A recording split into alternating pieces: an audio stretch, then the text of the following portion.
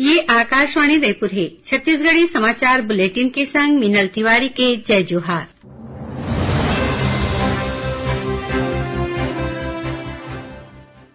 अब सुनाओ आज के प्रमुख समाचार। लोकसभा चुनाव बर होवत है मतगणना। देश में एनडीए गठबंधन करीबन 290 ले ज्यादा सीट में आगू। वहीं इंडिया गठबंधन के उम्मीदवार करीबन 235 सीट में चलत है आगू। छत्तीसगढ़ के 11 सीट ले 10 सीट में भारतीय जनता पार्टी है आगू। उन्हें कोरबा लोकसभा सीट में कांग्रेस उम्मीदवार बनाए रखे है बढ़त। और छत्तीसगढ़ में मानसून अवैया 2-3 दिन में दे सकत है दस्तक। जगदलपुर में आज संझा गरज चमक संग हुई जोरदार बरसा। अब समाचार विस्तार ले। 18वीं लोकसभा के चुनाव बर वोट के गिनती चलत है। लोकसभा के सबो 543 में रुझान अब परिणाम में बदलत जाथे। कतकोन जगह के नतीजा घोषित हो गए है। एनडीए गठबंधन है करीबन 290 सीट में। उन्हें इंडिया गठबंधन 235 सीट में आगू है। अन्य दल 18 सीट में आगू चलत है। भारतीय जनता पार्टी 238 सीट में, उन्हें कांग्रेस 99 सीट में बढ़त बनाए है।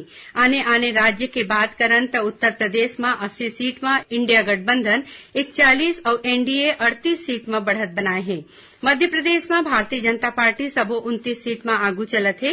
गुजरात के 26 सीट में ले भारतीय जनता पार्टी 25 में और इंडिया गठबंधन 1 में आगू हवै। बिहार के 40 सीट में एनडीए 31 और इंडिया गठबंधन 8 सीट में आगू है। महाराष्ट्र के 48 सीट में एनडीए 19 और इंडिया गठबंधन 18 में आगू चलत है। राजस्थान के 25 सीट में भारतीय जनता पार्टी 14 और इंडिया गठबंधन 11 में आगू है। आगू चलत प्रमुख उम्मीदवार में प्रधानमंत्री और वाराणसी ले भारतीय जनता पार्टी के उम्मीदवार नरेंद्र मोदी है 1,52,000 ले ज्यादा वोट ले चुनाव जीत ले हैं। उन्हें गांधीनगर ले केंद्रीय मंत्री अमित शाह 7,44,000 ले ज्यादा वोट ले जीत हासिल करे हैं। आगू चलत प्रमुख उम्मीदवार में गुना ले ज्योतिरादित्य सिंधिया और मुंबई नॉर्थ ले पीयूष गोयल के नाव हैं। जहां तक छत्तीसगढ़ के बात करन तो राज्य के 11 सीट में ले 10 में भारतीय जनता पार्टी के उम्मीदवार आगू हैं। उन्हें कोरबा सीट में कांग्रेस उम्मीदवार बढ़त बनाए हैं। राज्य के ये सबो 11 लोकसभा सीट के संबंध में विस्तार ले ब्यौरा देवत हैं। न्यूज डेस्क ले राहुल सिन्हा। देखो मिनल, अगर छत्तीसगढ़ के 11 लोकसभा सीट की अगर बात करे जाए तो बस्तर लोकसभा सीट में भारतीय जनता पार्टी के महेश कश्यप कांग्रेस के कवासी लखमा लगभग 55,000 ले ज्यादा वोट ले आगू है। तो वहीं बिलासपुर सीट में भाजपा के तोखन साहू कांग्रेस उम्मीदवार देवेंद्र यादव ले लगभग 1,33,000 ले अधिक मत ले आगू चला थे। सरगुजा में वोट की गिनती के काम पूरा हो चुके ऐसी जानकारी मिले थे। फिर यहाँ अभी चुनाव परिणाम के औपचारिक घोषणा नहीं हो पाए है।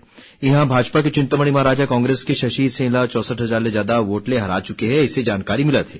राजनांदगांव सीट में भाजपा के संतोष पांडे कांग्रेस के भूपेश बघेल ले लगभग 48,000 मत ले आगे चला थे।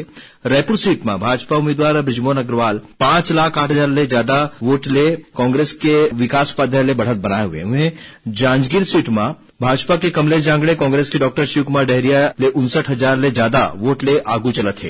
कोरबा में कांग्रेस के ज्योत्सना महंत करीब 34,900 मत ले भाजपा उम्मीदवार सरोज पांडे ले अगवाए हुए है। तो रायगढ़ सीट में राधेश्याम राठिया कांग्रेस के डॉक्टर मेनका देवी सिंह ले 2,40,000 मत ले आगू चला थे। महासमुंद में भाजपा के रूप कुमारी चौधरी कांग्रेस उम्मीदवार ताम्रध्वज साहू ले 1,39,000 ले ज्यादा मत ले अगवाए हुए है। वहीं कांकेर सीट में भाजपा उम्मीदवार भोजराज नाग कांग्रेस के वीरेश ठाकुर ले लगभग 5,000 मत ले आगे चला थे। दुर्ग सीट में भाजपा उम्मीदवार विजय बघेल 4,19,000 ले अधिक वोट ले कांग्रेस के उम्मीदवार राजेंद्र साहू ले अगवाए हुए। जय नीलल। धन्यवाद राहुल। अब हम सोझे बात करथन हमार दुर्ग संवाददाता अभय जवादे ले। तो अभय, मतगणना के संबंध में जानकारी देव। लोकसभा दुर्ग से प्रत्याशी भाजपा के विजय बघेल पुनः अपन विजय रतला पूर्व की भांति आगे बढ़ावत है। आज सुबह वोटों की गिनती प्रारंभ हो रही ने तबले मत पत्र से जो बढ़त बनाए हैं वो अभी तक कायम है होकर बढ़त। विजय बघेल हर राउंड में अपन बढ़त अभी तक 14 राउंड की गिनती संपन्न हो चुके हैं और विजय बघेल लगभग 3.5 लाख मतों ले अभी भी बढ़त बनाए हुए हैं। विजय बघेल 9 के 9 जेन विधानसभा क्षेत्र दुर्ग लोकसभा के अंतर्गत आते हैं, जिनमें दुर्ग जिले से 6 और बेमेतरा जिले 3 विधानसभा क्षेत्र सभी 9 के 9 में होकर बढ़त कायम है। जी धन्यवाद अभय। आओ अब बात करबो महासमुंद में हमर संवाददाता आनंद राम साहू थे। आनंद, महासमुंद में मतगणना की काय स्थिति है बतावो। जी, महासमुंद लोकसभा क्षेत्र 9 ले भारतीय जनता पार्टी के उम्मीदवार रूप कुमारी चौधरी है जीत बर नंगत ले बढ़त बना ले है। अब चुनाव के घोषणा होना दर बाकी रह गए है। ये क्षेत्र में सब मिला के 13,22,000 और 125 वोट पड़े हुई, जेमा के 12,31,622 वोट के अभी तक गिनती हो गया है। भाजपा के श्रीमती रूप कुमारी चौधरी ला 6,52,000 ले ज्यादा वोट मिले हैं। उन्हें ओकर निकटतम प्रतिद्वंदी कांग्रेस के ताम्रध्वज साहू ला 5,19,000 वोट मिले हवे। आखिरी बेरा के गिनती ये बेरा में चलत हवे। भाजपा के रूप कुमारी चौधरी है 1,33,000 ले अधिक वोट ले आगे चलत हवे। महासमुंद सीट ले भाजपा की जीत अब लगभग तय हो गई हवे। अधिकृत घोषणा होना भर बाकी हवे। धन्यवाद आनंद। अब चलतन जांजगीर लोकसभा सीट, जी हाँ हमारे संवाददाता राजकुमार साहू मतगणना केंद्र में हवे।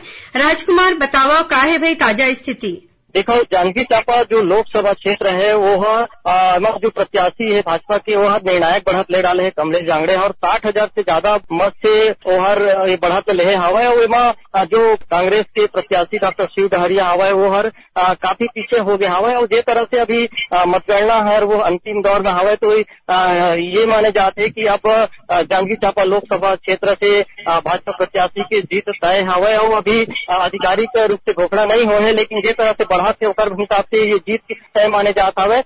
ये सीट टेकर पर काफी बड़े है कि काबर के छत्तीसगढ़ के मात्र अनुसूचित जाति आरक्षित सीट है, जेमा 18 प्रत्याशी मैदान में रही हुआ है। एमा हालांकि प्रमुख तौर पे कांग्रेस और भाजपा के बीच में ही पूरा जीत हार तय होना रही है। काबर की जो बाकी प्रत्याशी मन ज्यादा दमदार नहीं रही हुआ है, दोनों पार्टी के बीच में ही ये पूरा जो है वो मतदान हो रही हुआ है। एक जो नतीजा अभी जिस तरह से निर्णायक बढ़त ले हवा भाजपा प्रत्याशी हर 60,000 से ज्यादा बढ़त ले डाले हवा। अभी जो खुशी है कार्यकर्ता बहुत बड़ी खुशी है, काबर की ये जो जांजगीर चांपा जो लोकसभा क्षेत्र है वहाँ 5वीं बार भाजपा हर लगातार जीत हासिल करे हवा। तो तेकर नाम से कार्यकर्ता में खुशी है और मैं मिठाई बांटा था और एक दूसरे बधाई देते। साथ ही साथ जो प्रत्याशी है ओकर से भी हम उनके बात हुई आकाशवाणी के, ओकर कहना है कि वह विकास प्राथमिकता लेकर के काम करिए और जो पूरा लोकसभा क्षेत्र में 4 जिला आते, 8 विधानसभा आते, वो पूरा क्षेत्र के बहुत विकास करिए और सब साथ लेकर के काम करिए। जी, विस्तार ले जानकारी दे खातिर धन्यवाद राजकुमार। अब वह पारी है राजनांदगांव लोकसभा सीट के। राजनांदगांव में हमारे संवाददाता मिथिलेश देवांगन मौजूद है। तो मिथिलेश, बताओ भाई का है ताजा स्थिति। राजनांदगांव लोकसभा क्षेत्र से राजनांदगांव जिले के चारों सीट के गिनती लगभग पूरा हो गए है और उनमें से राजनांदगांव विधानसभा प्रापर से 57,000 से अधिक वोट से भाजपा जीत दर्ज करे है। खुज्जी में भी भाजपा बढ़त ले है, डोंगरगांव में भी भाजपा बढ़त ले, मानपुर मोहल्ला में कांग्रेस ला बढ़त मिले है और डोंगरगढ़ में भी भाजपा बढ़त स्थिति में हावे।